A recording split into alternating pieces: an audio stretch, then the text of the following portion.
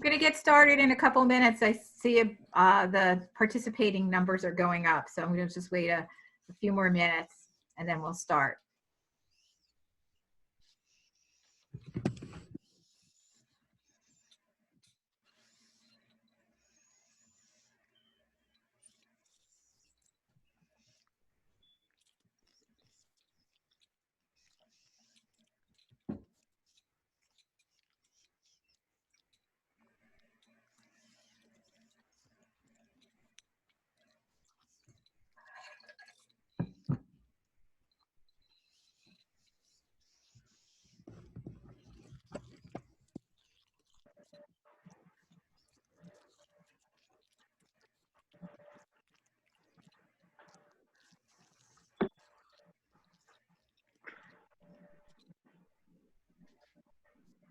Okay, I think we're going to get started, and then as people join us, they can just kind of join in the conversation.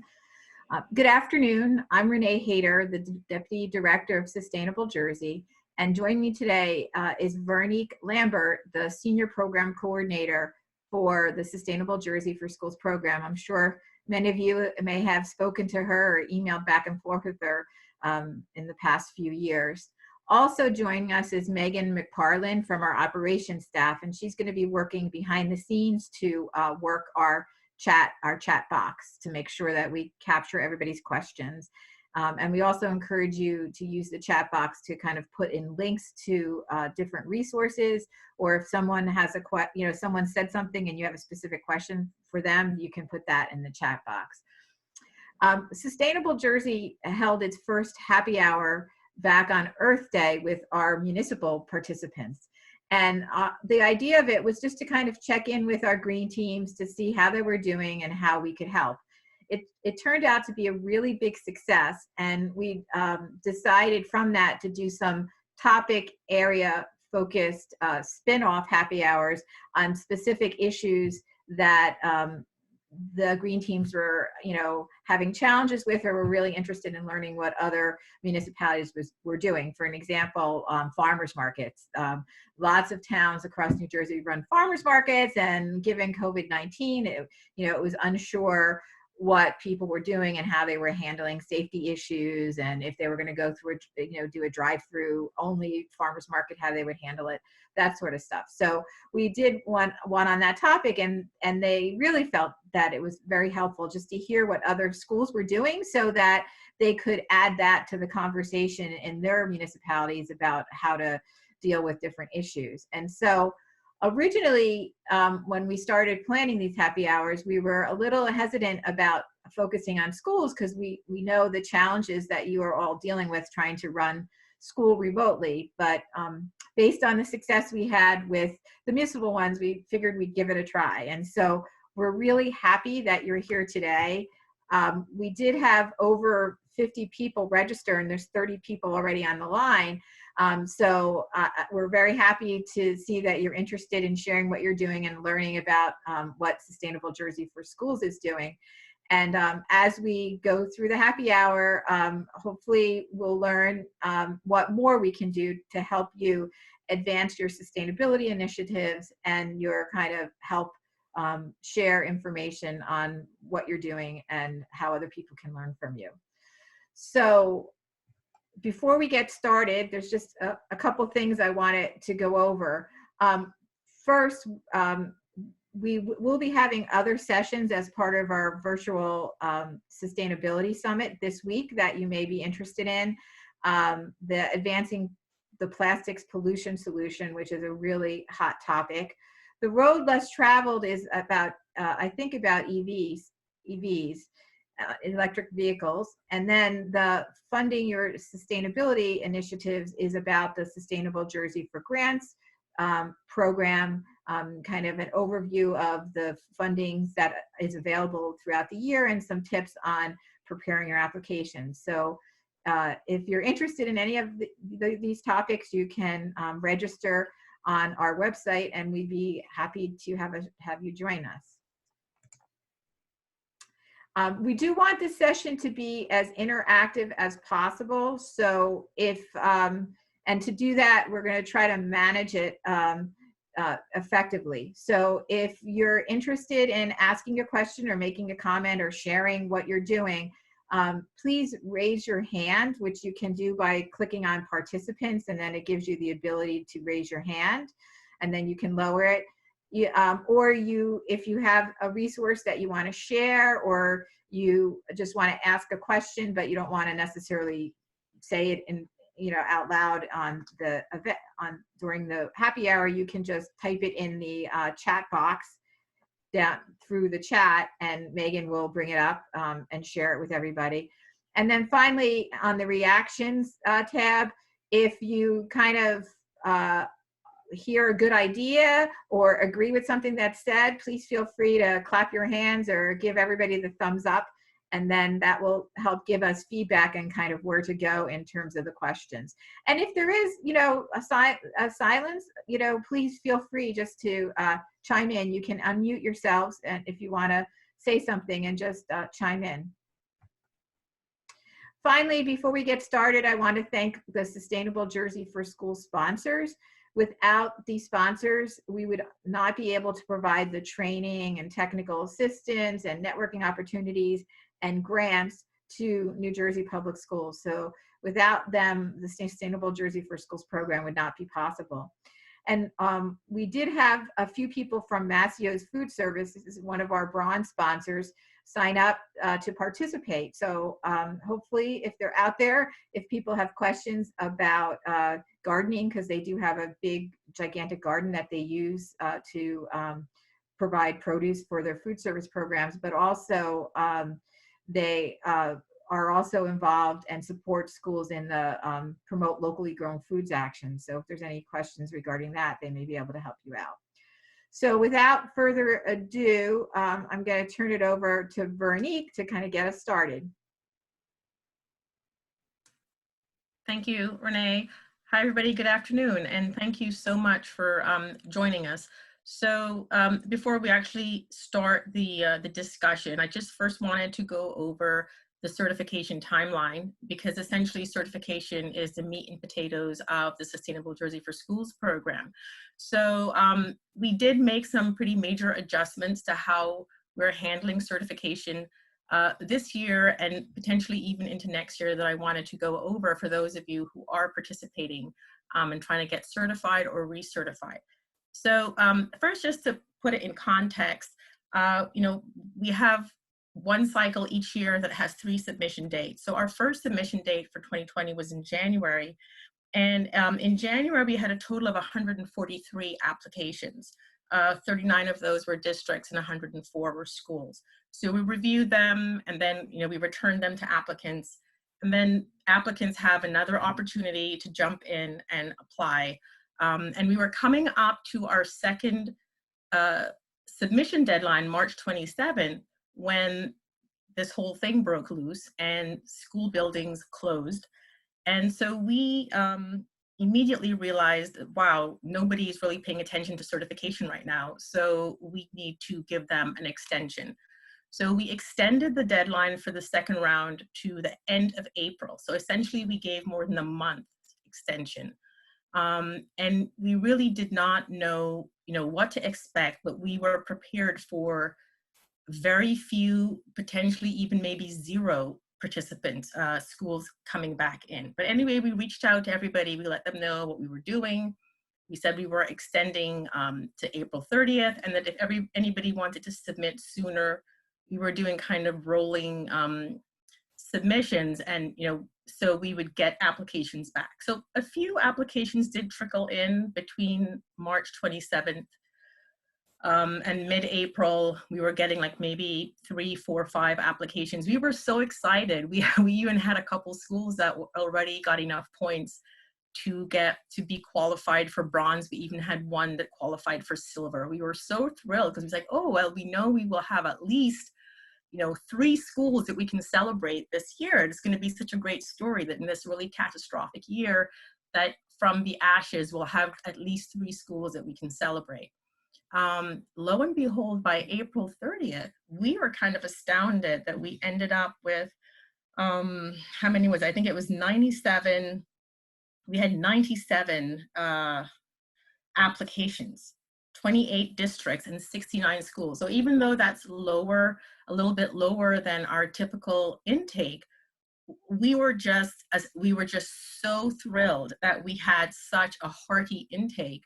And this is another thing that kind of made us think, oh, there's actually activity out there, that people are still engaged in this process of, you know, trying to showcase their sustainability initiatives, trying to complete implementation of sustainability initiatives and get recognized for it.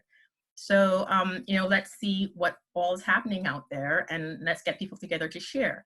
So I wanted to just kind of highlight the rest of the cycle. So you still have one more opportunity to submit. So the final deadline is June 22nd. So for those of you who haven't jumped in yet, I will encourage you to, you know, stay the course and try your hand. Because the other thing I'm trying to communicate, and this is a little bit more difficult because it's not an exact science, is that we are exercising a degree of flexibility in how we're evaluating the submissions. So we, you know, for actions where you maybe not have been able, maybe you got it started, but you couldn't fully complete everything because of your building closures, or maybe you were not able to get back into the building where some of your evidence, like maybe school samples of student work resided, then, you know, we will, for some actions, we can extend the look back period to the previous year. So there are some options.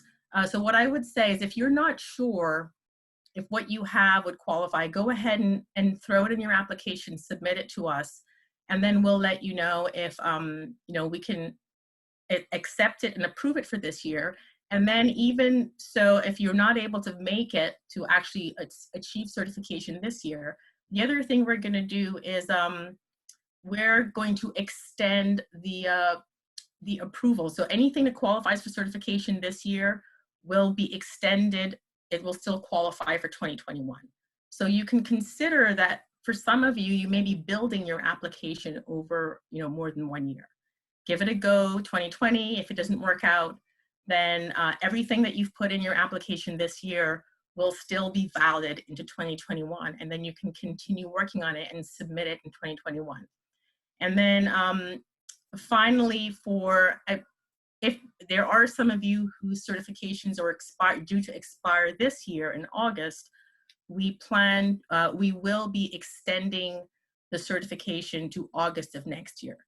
So just because we didn't think it would be right to have people expiring in a year when it might be very difficult for them to recertify. So that's kind of trying to encapsulate, you know, the major changes that we have in our certification cycle. We do have these changes listed on our website, and I do believe, yes, we do have a link to the application page on this page, on this slide. So are there any questions about the certification cycle, or about how is that working from people that are on the line now? If not, then I can just continue, and if questions come up later, then you can certainly bring them up. But okay, I don't see anything coming in from Megan or Renee. I'm not getting any signs. Renee had asked you to put in, if you have any good resources, to put those into the chat.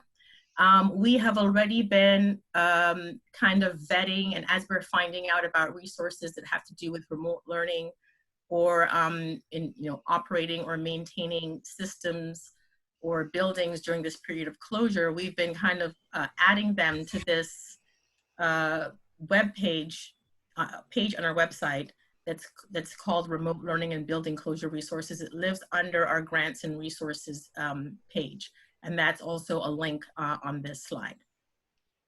Okay, Veronique, oh, sorry. It looks like Joan Healy has raised their hand, so I think they have a question. Okay, can she? I don't know if you can unmute them. Oh. Yes, I'm unmuted. Thank you very much. This is Joan Healy. I'm with Rutgers Cooperative Extension of Mercer County, SNAP Ed. And we have worked closely with the Clara Parker Elementary School, who, thank you very much. They received a $10,000 grant, and we've been working with our school wellness team, which is also the green team, had some very successful meetings before the closure. With regards to certification, what I'm just trying to determine is they had, actions, some of which were already in place, some of which they were undertaking, and of course, some of which were being planned. We had not yet submitted any of the documentation required for that. Is this what's being referenced? Does it apply to us as a new grantee?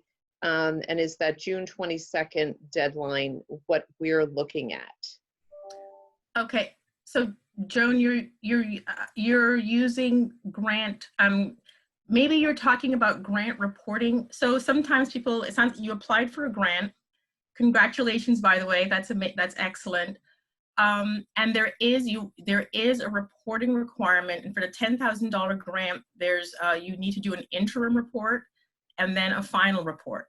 So I'm actually not sure what the dates are on those. I can step in about the grants, but are you asking about your grant, or are you asking about applying for certification? I guess my clarification question is regarding certification. What I want to make sure is that we are a grantee, whether or not there is anything tied to that relates to the timetable you're showing that requires us to have some certification level achieved by this timeline as a grantee. No, I mean, the grants are for certified schools and for schools that are, participating and working towards certification. So if you want to try to work towards certification, or as Veronique said, just get some actions approved this year that will carry over into your application next year, you can do that. But whether you get certified or not this year, it's not going to impact the status of your grant. Thank you very much. I really appreciate that. Right, but Joan, it sounds like you've already started gathering some of your documentation. So if, to the extent that you've done that, I would urge you to submit it. You could try submitting it the June 22nd deadline and see what kind of feedback you get, and then that would give you a head start in trying to get certified in 2021. So that's something to think about. Thank you for that. I'm not certain that I can get that level of work, because would be the school submitting it, and I'm not sure that they have that capability right now. But thank you. Okay, no, that's fine. I just thought I'd mention it because it sounded like maybe you guys had already started documenting stuff. And then just to cover on this slide here, because we have this just for this year only, because it is 2020, it's the year of the census. We have kind of promoted the resources from the Census 2020 and encouraging their use, and will recognize their use in certain actions in the program. So if you have any questions in particular about how to do that, there's an email there that you can reach out to Samantha, who is the person who's kind of been coordinating this overall effort. We have already seen some pretty cool examples of schools kind of adapting to this remote engagement environment. And we saw one preschool, for example, that used the census videos and lesson plans to educate their preschool, do activities with their preschool students about what is, who counts in a family, and then using that to engage the parents as well, to kind of get the message across that it's everybody, even if it's like a newborn baby, that person would also be counted in the census. So there's still ways to tap those resources and incorporate them into your submissions and get recognized for that. So I would encourage you to also to check out those resources.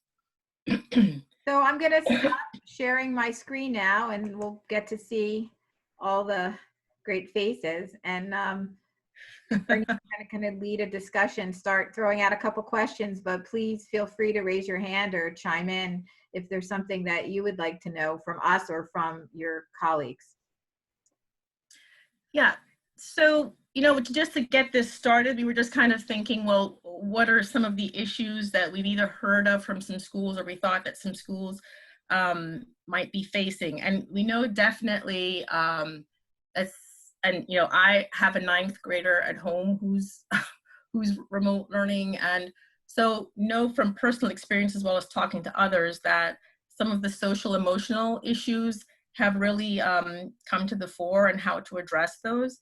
So we were just wondering if there's anybody out there who has address this issue, if you can give examples of maybe where your school or your district has given professional development, either in directly addressing social, emotional, or school culture and climate issues, both for students as well as for staff. So professional development or supports and how to address that. Or really the whole idea of professional development around the whole remote engagement and remote education and operation of the schools, I think would be a really great place to start, because I think there's a lot of people who maybe they have great examples to share, or they would welcome examples from others. So is there anybody who has something to share about either professional development or supports as relates to remote education or to social emotional learning initiatives, school climate and culture initiatives? And I'll just remind folks, this is Randy Solomon. I'm the Executive Director of Sustainable Jersey. You can unmute yourself anytime you want, so you don't have to type in a question or ask for permission. And feel free to just, address the question that Veronique raised to kind of see the conversation. But if there's something else you really want to talk about, feel free to just jump in. And we're really excited to hear kind of from all of you what's on your minds, because that will give us direction about what we should be thinking about to support you. And, sharing what's going on in your school. Feel free to also jump in to other people's questions. Like, this is not supposed to be one direction coming from us. And it looks like Carolyn Schultz has raised her hand. So if you want to unmute yourself and make a comment. And also just as a reminder to everyone, if you have raised your hand and you're done speaking, if you could lower it just so I know that you're not, you don't want to speak again. Thank you.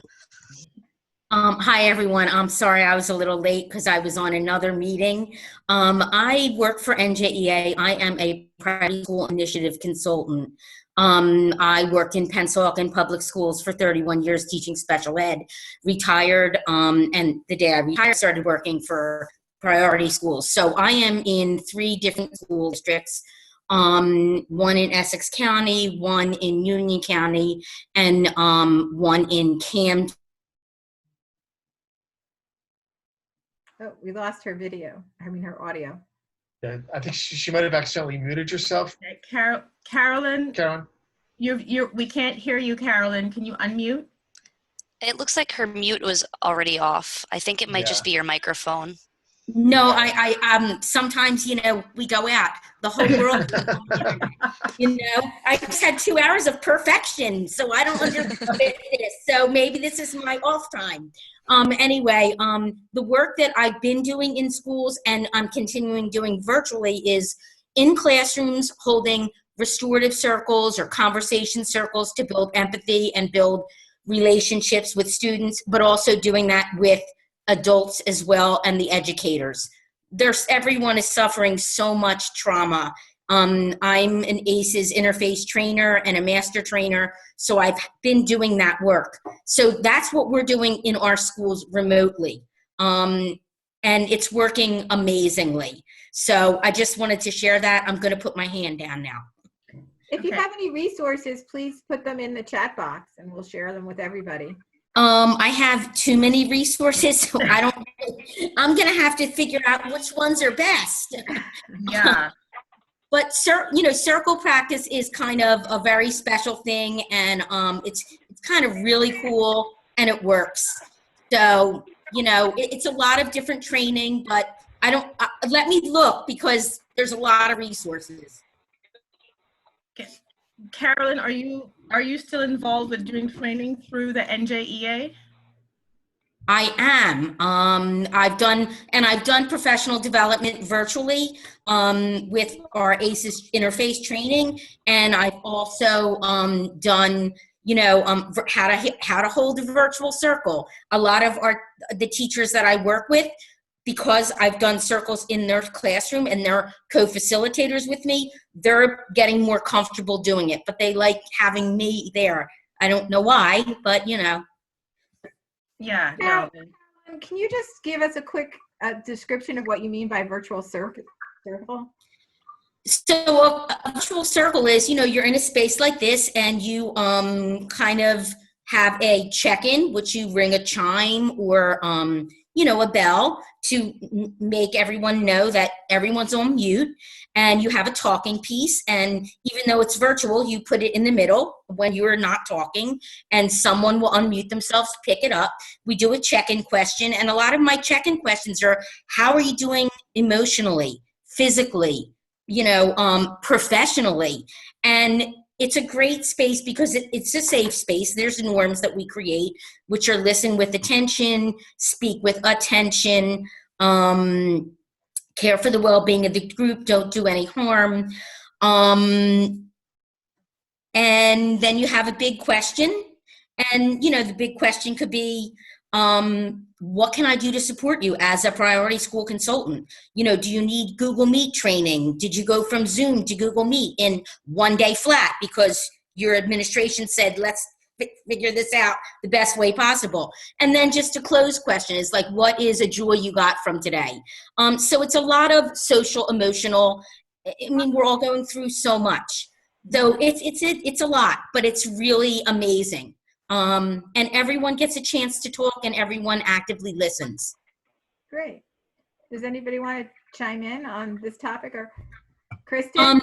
You know what? I'm going to put my email address in the box, and if anyone wants anything, that's kind of the best way. I have so many resources. Okay, Carolyn, that'd be great. Thanks. I may reach out to you for some of those. Great. No problem. I don't want to take up any more space, so thank you. Great. Thank you. you.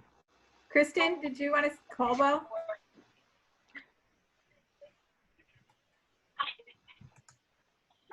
Yep, just starting a librarian at Wayne Hills High School, and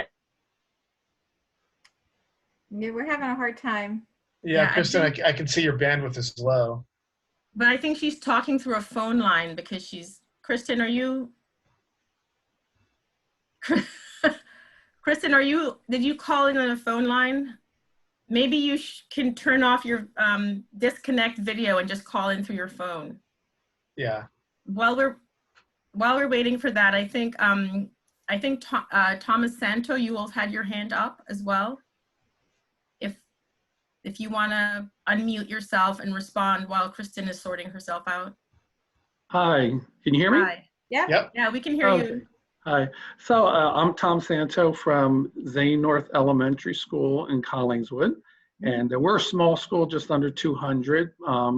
We're a nationally recognized school in character education, and we've been continuing down that road. So one of the big things that we have been doing and consistently continue to try to do, even though we're remote learning, when we transitioned to that experience, the first thing that I did, again, we have I think we have maybe like 185 students in our school. But that first week to 2 week period time frame as building administrator, I called every family individually. I spoke to the parents. I just wanted to reassure them that we were there for them and that we were going to continue to communicate with them.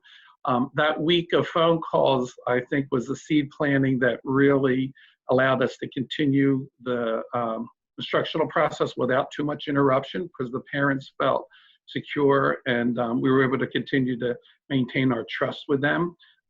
Then as this has continued, I then spent another week telephoning each teacher and speaking with them, besides going into Zoom. So the first part for our school was me as the building administrator, telephoning the family, speaking with them, telephoning the teachers, speaking with them to see how they were doing, how their families were doing, their children, and how they were adjusting to this experience and teaching their children at home. And then calling all the paraprofessionals in our building and addressing their issues as paraprofessionals, because there was a big transition for them. So once I got through the telephone personal conversations, then I began to the Zoom conversations. We have Zoom cohorts that meet on a regular basis, whether it's a staff meeting or whether it's a primary, upper elementary, special education Zoom meeting. And then when the classes meet on a regular basis, Monday to Friday, grades 2 to 5 meet. I go into every classroom. I talk to the kids. I typically have, with the previous speaker mentioned, a question. I'll follow up with some thematic type themes with the kids and with the teachers. So we're zooming in and out of each other. Then with the staff, we created a caravan of compassion. It was a 3-hour drive-by that I contacted the chief of police in Collingswood. I asked them if we could do this with the superintendent. They gave us the permission. I got all the addresses of all the students and families in Collingswood, and with the Collingswood Police Department, the chief of police orchestrated that event where we had a whole caravan of compassion where we went to every student's house, and it was phenomenal. Probably, I've been a principal here for 20 years, and I taught for 18 years in special ed. That probably was one of the highlights of my career in connecting with the families during this crisis. There were a lot of tears and a lot of positive comments from both the teachers and from the families involved in that. Continuing to work with the PTA, and kind of like they're just some of the things that we're doing right now, but I found on my end, the communication piece via personal phone calls, whether it's for the children's birthday, I'll call the families and say, I'm just calling to wish a happy birthday to your son. The regular routines that we're doing in school is really maintaining the momentum that we need in our school to help our kids shine. Thank you for sharing that. Does anybody else want to share strategies that they're doing personally or their school is doing to kind of keep the connection with the families? Can you guys hear me okay now? This is Kristen. Yeah, Yes. great. Sorry, I was trying to use a Chromebook. Clearly that doesn't work. So now we're on to my Mac. But I can't get the video to work. So anyway, so what I was saying before is one of the things we've done, because I agree, social emotional learning has become such a big, it's such an important aspect of this whole situation. We actually created a virtual Zen Den with the guidance department. I'm the librarian in our school. So we worked together and I basically put together this website with resources for meditation and mindfulness, physical activity, entertainment, as well as a gratitude page with things from the students and the staff. We actually put up our Earth Day video on there. So it's worked out really well. And then I talked to people, colleagues of mine, and said, what would be useful to you? So we actually have a grocery page for places you can get grocery delivery from and things like that, just to help people out, because that got the best response of anything I think that we put up there, because we all need to eat, and trying to get Peapod delivery or Instacart is impossible right now by me. I'm in North Jersey. So, but yeah, so the putting together a wellness website with the guidance department seems to have gone over really well with the staff and the students. Wow, that's great. The whole concept of building community to make people feel connected when they're so disconnected in their own little houses is great. Yeah. One thing that I'm missing personally, so I've got 3 kids. My youngest is 6, my oldest is 13. And the youngest one, I really feel like his social development has been arrested. So the other ones are old enough, they're making progress in their studies, they already have friends, they're already well-adjusted kids. My youngest one, though, he was really benefiting because he's basically, uncouth Tasmanian devil, and he has no idea how to, impulse control and listening to other people and things like that. And so he's losing out on that. And although they're trying to engage him in his studies, there's not too many studies when you're 6, and he's not really progressing. In fact, he's regressing when it comes to just sort of learning how to be socialized. And the other thing I've noticed, and these two things relate a little bit, is that when this first happened, we realized we didn't have enough solid devices for our kids. Our 5-year-old iPads and stuff like that weren't cutting it.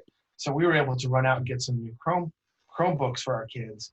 And then we realized that when everyone was on their Zoom calls all at once, that we didn't have enough bandwidth, and I was able to just up the bandwidth and get the higher level subscription. But I know that a lot of people can't afford to do that. And so I'm also wondering, especially as teachers, have you experienced that, some of your kids aren't able to follow along just because they don't have the right technology? And have you or your schools done anything to try to address that? So if I can jump in, John Spoltoff, Superintendent Principal, Spring Lake Heights. 2 of my teachers, Francesca Preston and Karen Wojcik, are also on the call now. So if they want to sort of chime in. I'll get to what you had just mentioned about the device piece, but one of the things we started earlier in the year prior to closure was our in-house Starfish program, where we had administratively, we had all the teachers identify 2 to 3 of their neediest kids in their classes. And then we didn't publicize the program. We didn't tell parents about it. Just sort of the staff knew it.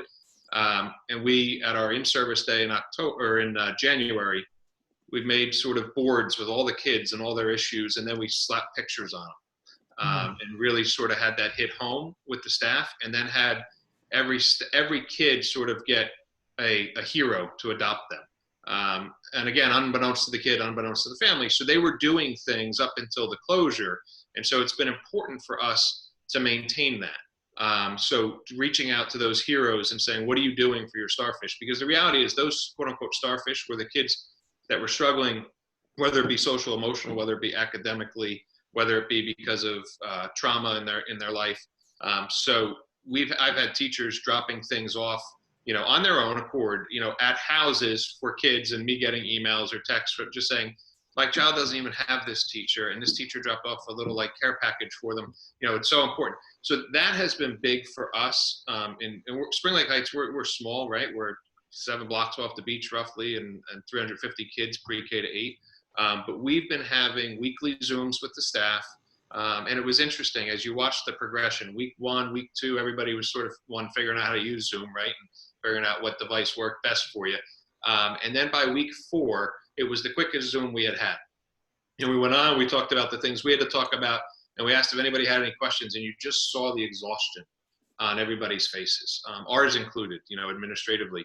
And so then we sort of had to regroup for week 5 and figure out, all right, what are we going to do differently? So we've been we had a tropical theme or a beach theme the one week, and everybody sort of got dressed up, but a little something to connect.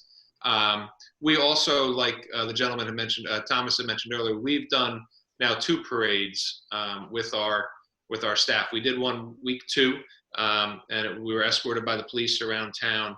And then we did one this past Friday on Teacher Appreciation Week. The staff thought that they were coming in to do a parade for the kids. What they didn't know was that the parade was actually for them, and that we had the entire community sort of rally around making signs, thanking them. And then we had all their gifts in the gym that the PTA had set up and administration had set up. So they came in and sort of grabbed, from a safe distance, had their masks on, grabbed their gifts, got in their cars and went on the parade. But we also had the fire department, and they hung banners, and we had bagpipers there. And I think what we have found, I speak on behalf of myself and my assistant principal, is that every week we need to do some type of boost for both staff and for students. So every week there's been some type of video that's been put out, whether it's a virtual game of catch, or whether it's a song where we all sang, we lip sync to something. It has forced us to be super, super creative. And I think we know as educators, we're always creative. But this has been a real outside of the box experience. And then the couple other things, because Karen was sort of texting me, you should speak about certain things. But we've been administratively popping in on classes. So we have a spreadsheet basically that we know when everybody is Zooming. So if we want to get in on that, we'll jump in on that. Or if you're a Zoom crasher. You're one of the Zoom crashers we've heard about. And it's funny. Yesterday, I jumped on one. I had put it in my calendar, but I didn't put what it was. I just put the Zoom address. I thought I was going into 5th grade, and it was a kindergarten show and tell. And it was great. It made my day, right? I mean, I'm still going into the building every day, and so it's quiet and it's sad. From a professional development standpoint, one of the things that we did was like any school, you have your high flyers when it comes to tech, and so. My assistant principal and a handful of teachers created a TechSpert group, and they put out tech tips every week. And they've got a part on our webpage now where you can go to if you want to learn about Flipgrid, or if you want to learn more about Google Meets, or whatever it is, so that we're trying from an administrative standpoint, right? And I've said this, I've been a school-based administrator for 15 years now. I can run a brick and mortar school in my sleep, right? Like I know how to do that. I can handle those challenges. But running a school without any adults or children in it, looks very different. And then so Randy, you mentioned, you had a question about what do we see as issues with devices. We're I don't want to say we're affluent, maybe upper middle class where we're at. Devices weren't the major issue. It was when it was, all right, well, I need dad's laptop to do my Zoom today, but dad has to work from home.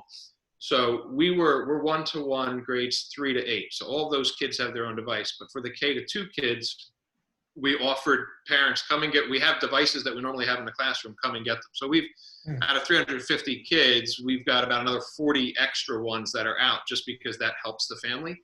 But what we have to remember is that this isn't about the physical device, the access piece. And Randy, it was interesting, as you said it earlier, I had to jump off my Wi-Fi in the building, or in my house. So my Wi-Fi in the house, because I have 3 teenagers, and they're all on their phones and they're all on their Zooms. And I had to go with a hotspot on my phone. And so for me, being able to afford that phone and being able to have the hotspot and do that, that gives me the access that I need. But we have kids, even where we're at, that access is impeded by both the ability to get online, but the support at home, right? I today was with one of our students who's one of our starfish, who hasn't done any work since the spring break. And he's got the device and he's on YouTube all day long, all day. And he said, Mr. Spoltoff, I'm just being lazy.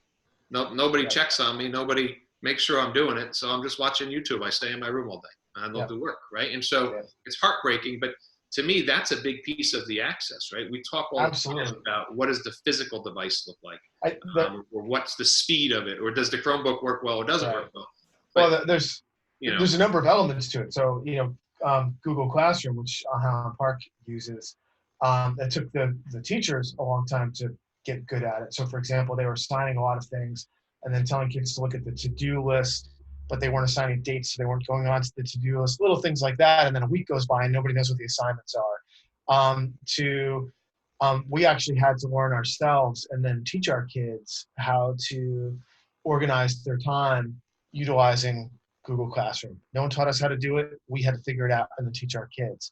And so if we weren't there to do it, they wouldn't have had a real good way to organize their days. And then there's the whole IT function. So you get the devices, you get the bandwidth, but then every parent knows that basically they've turned into their administrative assistants and IT specialists for their kids. And that alone is a full-time job, keeping all those devices going. So there's a lot of support that needs to be provided, and there's a lot of places for it to break down. Yeah, and so we've sort of seen both sides of it, and there's the analogy that some kids start on third base, right? And so the kid who has that support at home and their parents are home during the day, and maybe mom was a stay-at-home mom and maybe a former teacher, right, who knows what third grade math looks like and how to do that. And then there's the kid that the example I gave before, who is a bright kid but just doesn't have anybody pushing them. We from a sustainability from Sustainable Jersey piece, we were ready to go. We have this beautiful courtyard that with our grant that we got from Sustainable Jersey, we have renovated and we put a greenhouse in, and we've got raised beds, and we've got these beautiful benches. We've got a shed. It is gorgeous right now, but I've got no kids in the building to use it. So we were linked up with Fulfill, the food bank from Monmouth and Ocean County, and we've been in contact with them. So we're using the raised beds right now to still grow greens for them for the food bank. Because like I said, I go in every day and I'm like, well, I can go in and water it, right? We may as well. So they provided us with the dirt and that kind of stuff and the seeds, and we'll grow that and use it while we can. We'll take pictures and we'll share them on social media, and let the kids see what's going on. And hopefully the weeds will stay away until the kids actually come back. Does anybody else want to share questions or what they're doing at their school relative to the things that we were talking about or other topics? It looks like Donna Helms has raised her hand, so if you want to unmute yourself. Hi, I'm with Mark Newby in Collingswood, and I'm on the PTA. And so the PTA has been working with the district and our school in the sense that so everyone in our school was given a Chromebook, which was amazing. So our kids came home with Chromebooks, so we didn't have to worry about that. But like Mr. Spaltoff, I think just said, John Spaltoff, it's again though, are the parents working with the kids to use it? Do they have internet access? And so through the PTA, maybe it's a little less threatening. We're a very small school. I think we're about 100 and 10 or 15 families from kindergarten through 5th grade. So the PTA is kind of able to, we might hear from a teacher that they haven't seen so-and-so child. So maybe we reach out to the parents. We've also given out our personal phone numbers because the district has a feeding program Monday through Friday. And so someone might be intimidated to call the superintendent, but they can call us personally, and then we can help them navigate that to get food delivered. Our superintendent started a program with parents as well to kind of help our restaurant row. So I, for example, as a parent, can buy a gift card from one of the local restaurants, and then I drop it off at the district, and that district, the district then uses it, either gives it to a family in need, or they can buy the food and hand it out Monday through Friday. And then I just want to say a fun thing that our kids have been doing. Our district does a 2 p.m. dance party Monday through Friday to beat COVID-19. And you can film your child and yourself dancing and put it on Twitter with that hashtag. A lot of people do that. But sometimes we don't have to do that. But I notice even with my own son, he has Kid Messenger. And so some of the kids will get together at 2 o'clock and they'll dance together. So that to me has been a nice way to build community, to have something silly and fun to look forward to. The kids can suggest songs to the superintendent, and that has been a nice way to stay connected. Are any of the schools out there doing anything specifically to support the parents and kind of give them the resources they need to help their children? Identify the areas of need in particular, like which kids? I don't know, maybe a platter. It sounds like someone's talking, but the volume is really low. Some too might be a better choice for both of us because of the gluten-free. Okay. Eat it. And I'll have some rice too. So. Okay, somebody's putting in. I'd like some rice.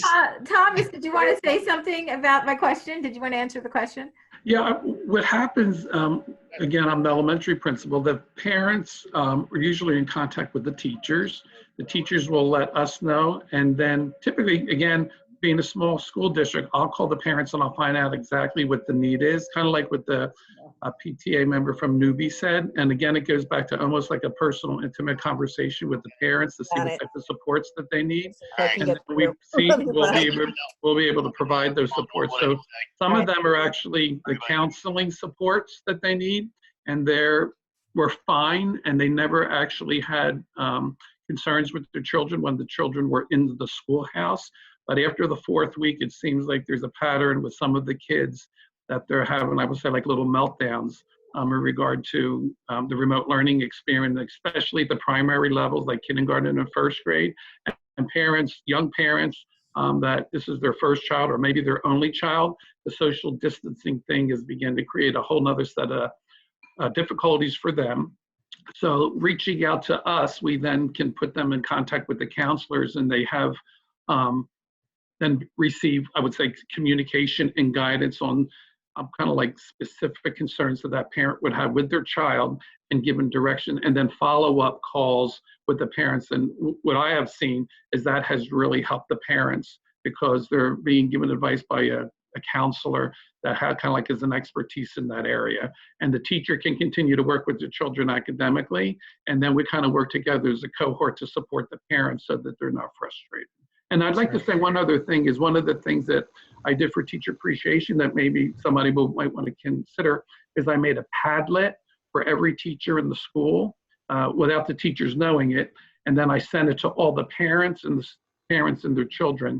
And then last week, the teachers received a note, go to this site. And when they opened up the site, there was a Padlet full of words of appreciation from parents and students. And some teachers said it was like the best teacher appreciation gift they ever had. But it was a simple way just to create a Padlet for the teachers and send it to the parents and let them write whatever they wanted. And it was a nice surprise for the staff. Okay. Do any of the teachers in this happy hour want to share any things that they found particularly effective in dealing with students or parents or challenges that they're having? I can actually share from a parent's point of view. I have an 8-year-old and a 9-year-old who are in 2nd and 3rd grade. And starting this week, the teachers actually are doing small group, but they're also, they've offered during the small group that parents can jump on so that if we have questions about how to do 2nd or 3rd grade math and Common Core or anything like that, we can get the help that we need from the teachers. So they've been very forthcoming about that, which has been wonderful. And we actually had the guidance counselor at my daughter's school call and just check in, make sure the kids were okay. And that was, and like giving us these strategies for helping them through, this difficult situation for elementary school. So I live in Ridgewood, so it's been really wonderful. That's great. Any other teachers or parents want to share? We had a parent-only Zoom, like the 3rd week, where we had one for the K-4 parents and one for the 5 through 8 parents, just so they could sort of tell us what their issues were, what their concerns were at that point in time. We had about 40 in attendance at each of them. Wow. So it was good to hear. Some were just there to say hello, but some had some valid concerns, and some just wanted to say thanks. So it was an event we sort of went into anxious. This could either go one way or the other, Yeah. And it went well. So. Yeah. Megan, did you say someone else was? Yes, it looks like Jennifer had her hand raised, and then Jenny next, Jenny Asaro. And I just want to interject this because we are coming up to the end. There is a question in the chat if there's any examples for urban school districts. And I was also thinking if there were any from high school, because it seems like so far we've heard from elementary. And so there might be some different challenges in high school or in an urban district. Yeah, that's a good point. So let's go to Jennifer and then Jenny, and then we'll kind of go back and try to follow up. Jennifer? Sure. Hi, I'm Jennifer Karsich. I'm the academic interventionist at Unity Charter School in Morris County. What's unique about our school, and we could touch base a little bit about urban districts, is that our charter school takes students from 45 different sending districts in New Jersey. So we have students from Newark, Long Valley, Irvington, Basking Ridge, you name it, they're in my school. So we had to come up with a program that worked for everybody. And of course, we made sure everyone home with devices. We gave people hotspots. And we're a small school, about 240 students. But we were very much in tune with the parents. They emailed me often. They emailed our administration often about what's working, what's not working. And we were looking at this as a sustainability piece. How can we sustain the parents and the teachers and the students through this journey, because we knew it was going to be a journey. So we thought the best thing that we can give parents was a form of flexibility, because they were very stressed out, and our teachers were very stressed out about they had to be in art at this time and math at this time, and it was good to set routine for children, but we listened to a lot of the families that wanted something more where they could do something together, because we're a K-8 school. So we came up with our Fabulous Fridays, where we give families, I send it out on Thursday nights, and it has a whole list of opportunities that they can do for different points. And this allows everyone to choose what they want to do for the day. It allows the younger child, like your kindergartner, to work with their 5th grade brother. It allows the mom to count cooking as part of their lessons for the day, like things that they were going to be doing as a family, and make them into a learning experience. But also we took into the fact that some of our students are going to work with their parents. So we made sure that there were activities that they could do inside. Many of our urban students were not going outside. Being that the mission of our school is sustainability, we were pushing children to go out, explore nature, take hikes with their masks on, like those kinds of things. And we heard back from our urban students that I'm not allowed to leave the apartment. So we made sure we found activities for them to do that still nourished their soul, still brought in that sustainability piece, but virtually. They were doing animal cam explorations and doing journal entries that way. They were doing virtual museum activities. They were doing all of those challenges where you dress up like a certain piece of art. So it was self-expression. I have to say, the amount of self-expression that has come through this, the parents seem to be happy with it. The students are happier with it. It's really flipped a lot of what we were doing in our classrooms to let there be more experiential learning, like, or our virtual classrooms, I should say, because in our classrooms, it's all experiential learning that we do. So we're trying to weave some of that back in virtually. Great. That sounds great. Jenny, did you want to share something?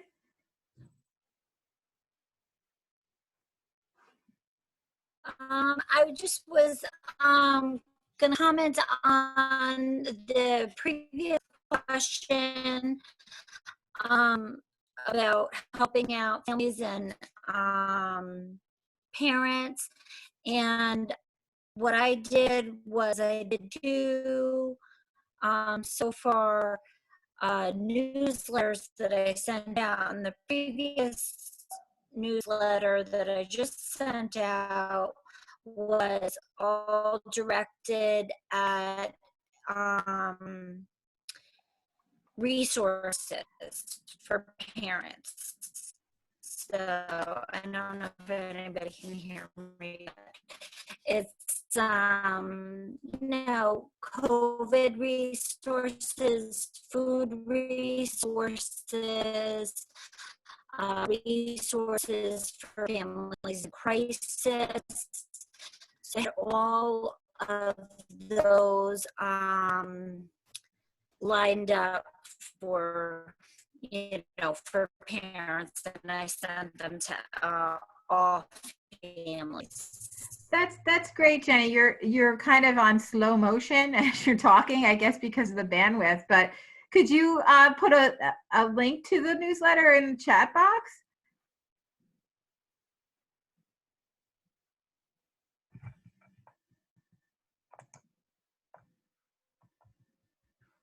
I think we lost you altogether. I'll try to do it. If not, maybe I'll send it. Yeah, that's great. Yeah, you can send. Yeah, you can email it to me, Jenny. Email it to schools@sustainablejersey.com, and we can put it with the link for the recording for this session. So this is going great, sharing the information. So let's see, do we have any high school or middle school teachers or administrators here that want to kind of share what they're doing for that cohort of students? Or kind of the urban elementary schools? I mean, for high school, I just put in the chat. I created a page for our teachers. I'm a high school librarian at Wayne Hills, so I created a page for our teachers of all sorts of resources. And actually, I've been sending them out via email and then realized it would be a lot easier to just have them on a website. So that page that I just put the link to in the chat has resources for health and phys ed, foreign language and ESL, history, science, all sorts of virtual tours of places around the country, history places. So that way my teachers and students can all do these things if they want to, or if they want to add them to lessons as a way to help out with the education of the high school students. Great. Anybody else? Megan, are there any questions in the chat, or did anyone want to chime in on something in a totally different vein, or keep the conversation on the topic that we're at? It doesn't Amber. look like anyone has raised their hand. Great. Go ahead, Amber. Hi, I'm Amber Igoroff. I'm a teacher in Vineland, New Jersey, obviously. And I had a question about the certification process that Veronique, you were kind of giving some insight on in the beginning of our meeting. I did look at my application that I submitted, and I noticed it says under review. And then a lot of the actions have, I can't think of the exact terminology, but it's like corrections needed or revisions required. But there aren't any comments. So if it's saying that it's under review, is it still being worked on on your end, and then I'll receive more eventually? You got it. Okay. Yeah, that's right. So, and you should know too that sometimes, I mean, you can look to see how the action status is changing. So you send it as completed, and it will either be changed to must revise or approved. Sometimes actions that look like they're approved, then we change them back to must revise after we get a second pair of eyes on it, or the other way around. So, but you will get, or whoever is a user on the application will get an email from the website when the application is unlocked. Then you'll be able to see your comments. Okay, wonderful. Thank you so much. Before we wrap it up, though, if does anybody have any ideas or want to share any ideas, you could either put it on the chat box or talk about if they think that this is a good idea to continue doing, and if there's specific topics that it would be helpful to focus on, or any other things that Sustainable Jersey can do for you to assist you and support your sustainability efforts, or whatever you think that we can do.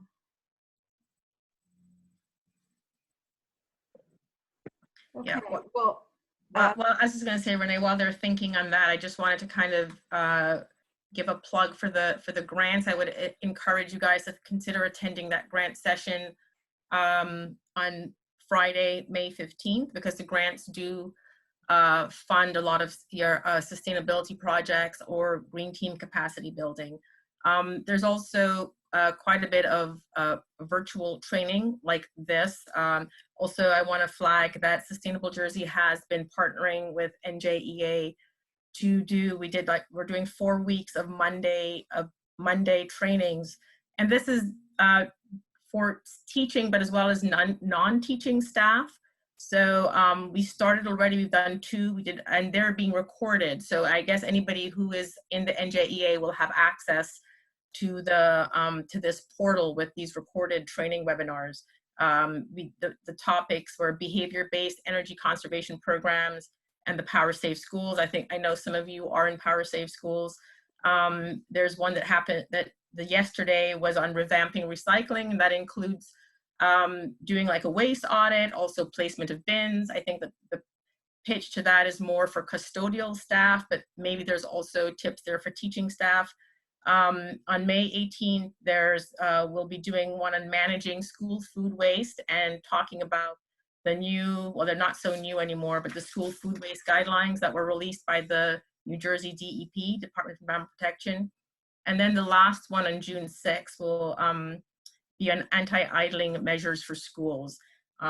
So they'll be live on the dates that I mentioned, but then NJEA will also be hosting the recordings on some virtual training portal that they have. So I just wanted to bring that to your attention. Yes, thanks, Veronique. And especially they are targeted at the paraprofessionals and the facilities staff. So I know that we've heard that a lot of times teachers want to recycle in their classroom, but the janitor comes and just picks it up and throws it all in the garbage. So we're hoping to, we're providing this training to kind of raise awareness among those staff members about how important recycling is and what they can do. So, and we will be posting links on our website once we get them from NJEA. So it also can be used for credit for professional development, which is one of our actions. And just to end this, I did have a question that someone emailed me ahead of time about, well, if this at-home learning continues into the next school year, what is Sustainable Jersey for Schools planning on doing to kind of adapt their program to that new reality? And we've been having discussions about that. We are definitely looking into developing more support to support kind of digital and blended learning, and that will be coming soon. But also just kind of rethinking some of our actions so that they work whether the students are in the school or outside the school. So we're working towards kind of identifying how we can adapt the program as needed to the new realities that might come to pass in the next school year. I know, Randy, did you want to say anything before we close? Not really. Just thanks everyone for joining. It was great to see you all. It's great. It's so heartwarming. I was almost crying when I was hearing some of the stories of how people are going above and beyond for their students. That's wonderful, and thank you so much for participating. And please, if you have any ideas on how we can help you, please don't hesitate to email schools@sustainablejersey.com. We'd love to hear from you. Yeah, and the recording for this session, as well as the log for the chat with all the resources, will be posted on our recorded webinars page on the website. Great. Thank you all for attending and have a great evening.